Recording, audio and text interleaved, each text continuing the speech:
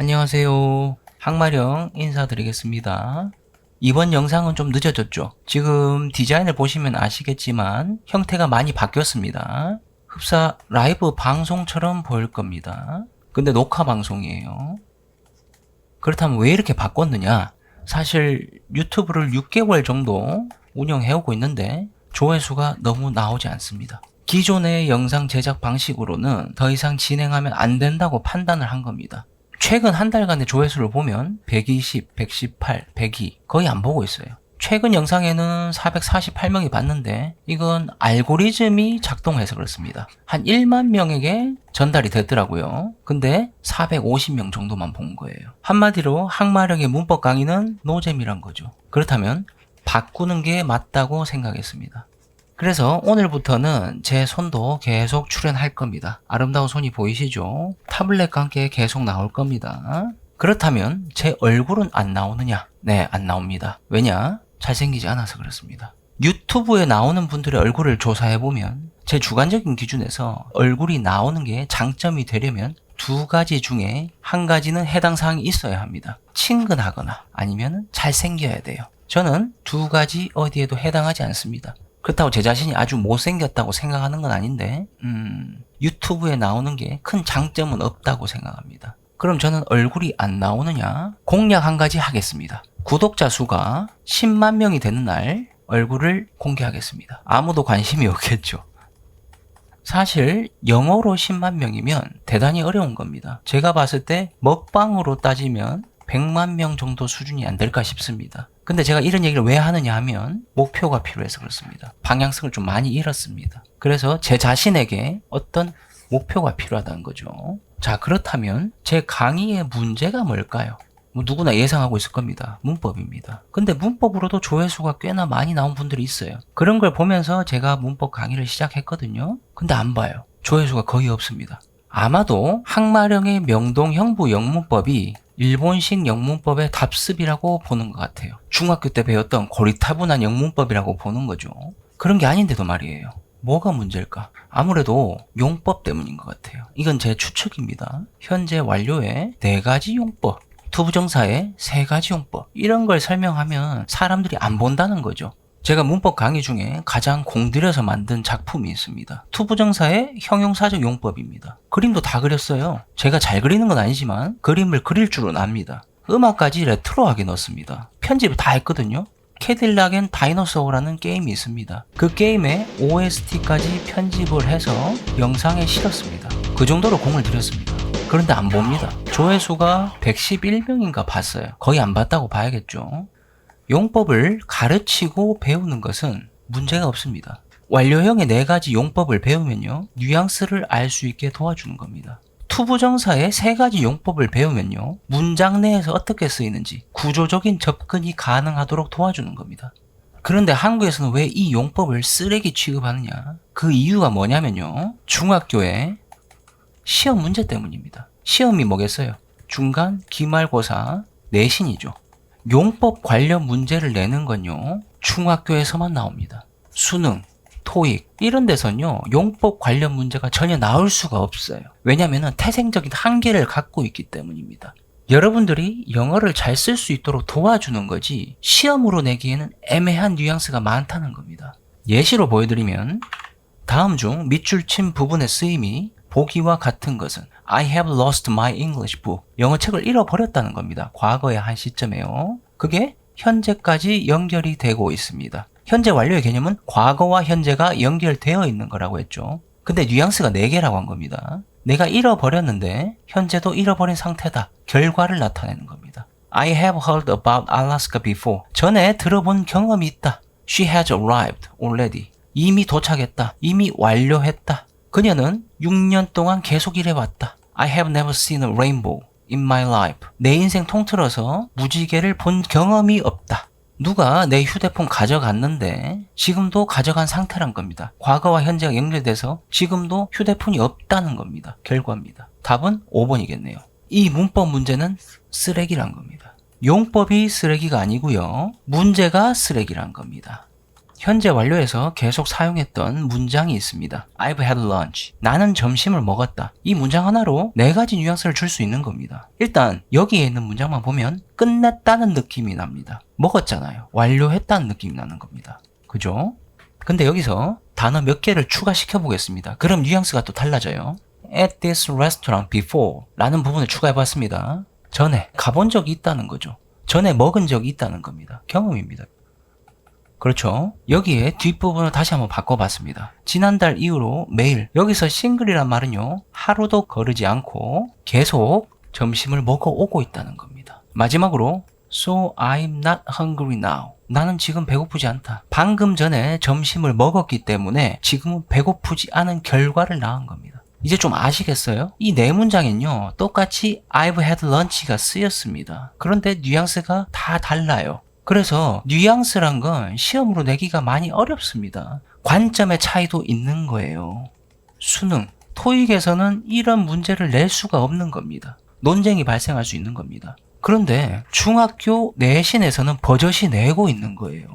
용법 문제를요. 그러니까 학생들이 질리는 겁니다. 그러니까 이런 문제는 내면 안 되는 겁니다. 아마도 이런 문제 때문에 중학교 때 문법을 포기하게 되는 결과가 나오는 것 같아요. 항마령의 명동형부 영문법도 이런 이유 때문에 망한 게 아닌가 싶어요. 아직 망한 건 아닙니다. 문법 강의를 계속 할 겁니다. 그런데 지금까지의 결과만 봐서는 제 추측상 그렇다는 겁니다. 그러니까 오늘부터는 이런 형태의 문제를 내면 안 됩니다. 이런 문제는 쓰레기입니다. 만약에 과거로 돌아갈 수 있다면 전 이 문제 그냥 틀리고 말 거예요. 혹시나 자사고 가겠다면 말은 달라지지만 일반적인 학생을 기준으로 말을 하는 겁니다. 그리고 저는 이런 문제가 나오는 걸 10년 전 기준으로 얘기하는 겁니다. 현재는 영어 강사가 아닙니다. 지금도 이런 문제가 나오는지는 잘 모릅니다. 오해는 안 하셨으면 좋겠습니다. 혹시 이런 유형의 문제가 아직도 학교 시험에서 출제되고 있는지 댓글로 제보 부탁드리겠습니다. 자, 근데 여기서 학교 선생님들이 기분 나빠하실지도 모르겠어요. 그럼 현재 완료 문제를 뭘 내라고? 아주 좋은 문제 형태가 있습니다. 완료형은 과거와 현재가 연결되어 있는 거라고 했죠. 그런데 이게 연결되어 있는 느낌이 나는 문장이 있고 연결되지 않는 느낌의 문장이 있는 겁니다. 예를 들어서 yesterday라는 말이 포함이 되면요, 이 둘 중에 한 문장은 어색하고 자연스러워지는 거예요. 뭐겠습니까? 어제라는 말은 과거의 사실만 얘기하는 겁니다. 현재랑 연결되어 있지 않은 거예요. 그래서 과거형으로 쓰는 게 맞겠죠. 완료형으로 쓰면 어색한 겁니다. 이런 개념은요, 영국인이나 미국인이라도 알 수 있을 겁니다. 실제 대화에서 이런 걸 구분해서 쓴다는 겁니다. 왜냐면은 완료형에 대한 개념을 그 사람들은 자연스럽게 알고 있거든요. 학교에서 배우지 않았더라도 무의식적으로 알고 있다는 겁니다. 그러니까 이런 문제는 아주 깔끔하다는 겁니다. 용법을 묻지 말고 이런 걸 내세요. 그러면 학생들이 좀 더 이해하기 쉬울 겁니다. 쓸데없이 난이도를 높이기 위해서 이런 용법 문제를 내지 말라는 겁니다. 그리고 중학교에서 용법을 묻는 대표적인 시험 문제가 또 있습니다. 투부정사의 명사냐, 형용사냐, 부사냐를 묻는 겁니다. 여기서는 She bought a book to read on the plane. 비행기에서 읽을 책을 샀다. 형용사네요. 1번은요. He exercises every day to stay healthy. 건강하게 유지하기 위해서네요. 부사입니다. I went to the soccer stadium to watch the game. 게임을 보기 위해서, 하기 위해네요. 부사죠. It's a pleasure to see you. 이거는 가주어죠. 여긴 진주어입니다. 너를 본 것은 기쁘다. 명사네요. It was a war to end all wars. 그것은 전쟁인데 어떤 전쟁? 모든 전쟁을 끝낼 수 있는 전쟁이다. 형용사입니다. There is too much snow to drive safely. 안전하게 운전하기에는 너무 많은 눈이 있다. 이런 뉘앙스입니다. 그럼 부사죠. 그래서 정답은 4번입니다. 자, 이 문제는 쓰레기란 겁니다. 이런 시험 문제는 중학교에서밖에 안 나옵니다. 이건 제가 일부러 만든 문제입니다. 일부러 쓰레기처럼 만든 거예요. 자, 왜냐하면 용법 문제뿐만이 아니고 다른 커다란 문제가 있는 겁니다. 보기에 있는 문장을 다시 해석해 볼게요. She bought a book to read on the plane. 비행기에서 읽을 책입니다. 그죠? 책을 꾸며주고 있어요. 자, 여기서 해석을 살짝 한번 바꿔보겠습니다. 비행기에서 읽기 위해서 책을 샀다. 어떤 느낌이에요? 하기 위해서잖아요. 그러면 부사처럼 쓰인 겁니다. 이 한 문장이 형용사처럼 해석이 될 수도 있고 부사처럼 해석이 될 수도 있다는 겁니다. 근데 이 보기를 보고 답을 구해야 되는 거예요. 정답이 여러 개가 될 수도 있다는 겁니다. 이건 뉘앙스의 문제입니다. 논쟁거리가 될 수 있다는 거예요. 그러니까 수능이나 토익에서는 나올 수가 없는 형태의 문제라는 겁니다. 그래서 쓰레기란 겁니다. 제가 유튜브에서 용법을 가르치는 이유는 이런 시험 문제를 풀기 위해서가 아닙니다. 영어란 언어를 이해하기 위해서 가르치는 겁니다. 근데 오해하고 있는 것 같아요. 많은 사람들이. 그래서 저는 안타까워요.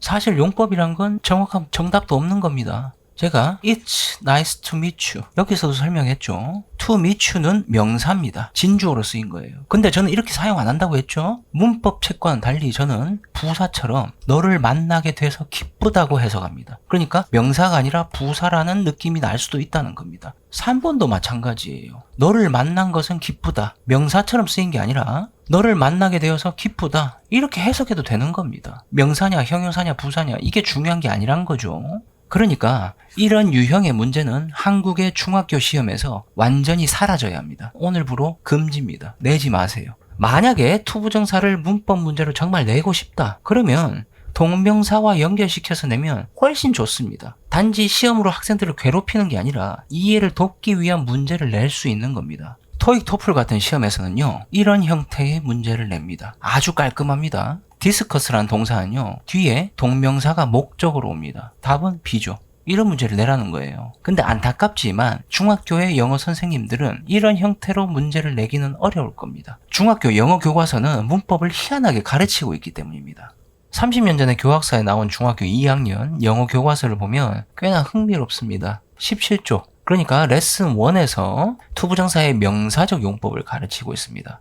그런데 198쪽 거의 책 마지막에서 투부정사의 형용사적 용법을 가르칩니다. 황당하죠. 가르칠 거면 한꺼번에 가르쳐야지 투부정사를 1학기 초와 2학기 말에 나눠서 배운다는 겁니다. 제대로 가르치려면요. 투부정사 동명사를 한 번에 연결해서 설명해야 되는 겁니다. 이런 식으로 가르치는 건 시간 낭비란 거죠. 지금 이상하게 생각하는 분도 있을 겁니다. 아니 30년 전 책으로 얘기하면 어떡해. 강산이 3번이나 바뀌었는데 현재의 교과서를 예시로 들어야지. 지금도 똑같습니다. 구성이 별반 다르지 않기 때문에 이렇게 얘기하는 겁니다. 놀랍죠. 교육이 바뀌지 않았다는 겁니다. 그렇다면 교육청이 원하는 게 뭐냐? 30년 전이나 지금이나 마찬가지입니다. 한국 영어를 망친 문법을 배제하고 예문을 통해서 말하기 듣기 위주의 수업을 하는 겁니다. 10년 동안 공부를 시켜서 학생들의 말문이 트이게 만들어주고 싶은 거예요. 자, 이 교과서를 보세요. 문법 용어는 전혀 없습니다. 학생들이 선생님의 설명을 듣고 적은 것밖에 없습니다. 교과서 자체에는 문법 용어가 단 한 개도 나오지 않습니다. 아마 그건 지금 교과서도 마찬가지일 겁니다. 교육부, 교육청에서는 세계화에 발맞춘 인재로 만들고 싶은 겁니다. 문법 때문에 괴로워하는 게 아니고요. 아직 안 믿기는 분들도 있죠. 올해 1학기에 서울시 교육청에서는요. 452명의 원어민 영어 보조교사를 배치했다고 그럽니다. 하반기에는 437명을 배치한다 그러죠. 이미 지금 마쳤을 겁니다. 공교육을 강화시키기 위한 정책이라 그러는데요. 계속 이렇게 밀어붙이시기 바랍니다. 그리고 학교에서는 교육부의 방침대로 영어 문법을 가르치지 말아주세요. 그리고 문법 관련 시험 문제도 내지 말아 주시기 바랍니다. 제발 부탁드리겠습니다. 그냥 학원에서만 문법을 가르치게 해주세요. 그럼 공교육이 살고 사교육은 망할 겁니다. 그렇죠? 교육부의 의도라면 자연스럽게 사교육비도 절감되겠죠. 그럼 학원에서는 문법을 잘 가르치고 있느냐? 이게 또 희한합니다. 학교와 학원은요, 서로 좋게 얘기하면 공생관계에 있습니다. 일단 전국의 학원 모두의 커리큘럼은 알 수는 없기 때문에 제가 학생들을 가르쳤던 학원들을 기준으로만 설명드리겠습니다. 일반적인 학원과는 다를 수 있다는 점 감안하고 들어주세요. 간단하게 말씀드리면 중학생을 기준으로 했을 때 제가 다녔던 영어 학원의 존재 이유는요. 중간 기말고사의 성적 향상입니다. 학교 내신에 목숨을 거는 겁니다. 학교가 아니라 학원에서 말이에요. 학부모들은요. 학원을 어떻게 평가하느냐? 학교 성적으로 평가를 합니다. 학생의 시험 성적은 무조건 올려놔야 되는 거예요. 그래야지만 학원이 계속 성장해 나갈 수 있는 겁니다. 제가 시험 문제로 내지 말라고 부탁했던 투부정사의 형용사적 용법 문제는 사실 경험에서 나온 겁니다. 학원에서는 일반적으로 2주 동안 학교의 시험을 대비해서 특강을 합니다. 방식은 단순합니다. 교과서의 본문을 외우게 시킵니다. 못 외우면요, 집에 안 보내요. 그리고 학교에서 배운 문법 범위에 맞춰서요, 예상 출제 문제를 반복해서 풀립니다. 적어도 몇백 문제는 풀릴 거예요. 문제는 여기서 발생하는 겁니다. 형용사적 용법 문제가 나온다? 그럼 2주 동안 그것만 풀리는 겁니다. 이런 문제만 풀린다는 거예요. 아직까지도 중학교 2학년 학생이 특강에서 저에게 했던 말이 기억에 남아 있습니다. 선생님, 이번 기말고사는 형용사적 용법만 시험에 나온다고 했거든요. 그러니까 명사 부사적 용법 관련해서는 배울 필요도 없고 문제도 풀 필요가 없어요. 그때 정말 현타가 심하게 왔습니다. 내가 지금 뭐 하고 있는 걸까? 더 어이가 없는 건 변두리의 작은 영어 학원에서 일했거든요. 그때 학원 원장님이 학생들 성적에 목숨을 거는 거예요. 당연하죠. 학원의 존재 이유는 중간 기말고사 성적이라니까요. 자, 우리 학원은 차별화를 둡시다. 시험 한 달 전부터 내신 대비 특강을 합시다. 그럼 어떻게 되는 거예요? 한 달 동안 투부정사의 형용사적 용법 문제만 학생들에게 계속 풀리는 겁니다. 이 환장하는 거죠. 가르치는 입장도 배우는 입장도 환장한다는 겁니다. 문법에 질리는 거예요. 지금 생각해보니까 한국 영어는 문법이 망친 게 맞네요. 인정합니다. 저도 죄송합니다. 학원에서 잘못 가르쳐서 영어를 제대로 익히지 못한 학생들에게 미안합니다. 근데 이런 경험 때문이었을까요? 가르침에 대한 갈증이 많이 생겼습니다. 아, 내가 원하는 방식으로 영어 문법을 한 번이라도 가르쳐 볼 수 없을까? 없습니다. 학원에서는 절대로 불가능합니다. 그 학원 망합니다. 그래서 블로그를 만들고 문법 책을 내고 유튜브까지 운영하게 된 거죠. 자, 결론은 역시나 문법은 안 본다는 겁니다. 제가 능력이 부족해서 재밌게 가르치지 못한 이유도 있을 겁니다. 그래도 한 가지는 알아주셨으면 좋겠습니다. 명동형부 영문법은요, 시험용도 아니고 회화용도 아닙니다. 영어를 배우려는 한국인이라면 이 정도는 알아야 된다라는 부분만 골라서 이야기하고 있는 겁니다. 제가 16강에서 얘기했던 문장이 있습니다. I'm boring, I'm bored. 아마 이 두 문장의 개념을 이해할 수 있게 된 건 24살 정도였을 거예요. 그 전까지는 둘의 차이를 아예 몰랐습니다. 지금 이 얘기를 왜 하냐면 일반적인 한국인이 가장 헷갈려하는 패턴이라는 겁니다. 그래서 꼭 알았으면 좋겠는데 조회수가 없어요. 100명밖에 안 봤습니다. 최근에 밥을 먹으면서 TV를 봤는데 우연하게도 이것과 관련된 문장이 나오는 걸 확인했습니다. 태어난 김에 음악 일주라는 프로그램이었는데 기안84가 미국에서 토네이도를 추적해간 내용이었어요. 거기서 스톰 체이서라는 직업을 가진 나이 지긋한 미국인 아저씨가 나옵니다. 실시간으로 일기예보를 보면서 직접 운전을 해서 토네이도를 찾아가는 거예요. 그 옆에 기안84가 같이 타고 가고 있는 상황인데 토네이도가 생성되기 직전의 상황인 것 같습니다. 갑자기 운전을 하고 있는 아저씨의 눈빛이 달라집니다. 얼굴이 빨갛게 상기돼요. 그걸 본 기안84가 한마디를 하죠. You interesting? 자막으로는 당신 흥미롭나요? 이 상황이 흥미롭냐고 물어보는 겁니다. 실제 의미는 전혀 다른 뜻이죠. You are interesting. 당신이 흥미롭게 되는 게 아니고요. 당신은 흥미롭게 만들고 있습니까? 라고 묻는 겁니다. 미국인이 전혀 알아듣지 못할 말을 한 겁니다.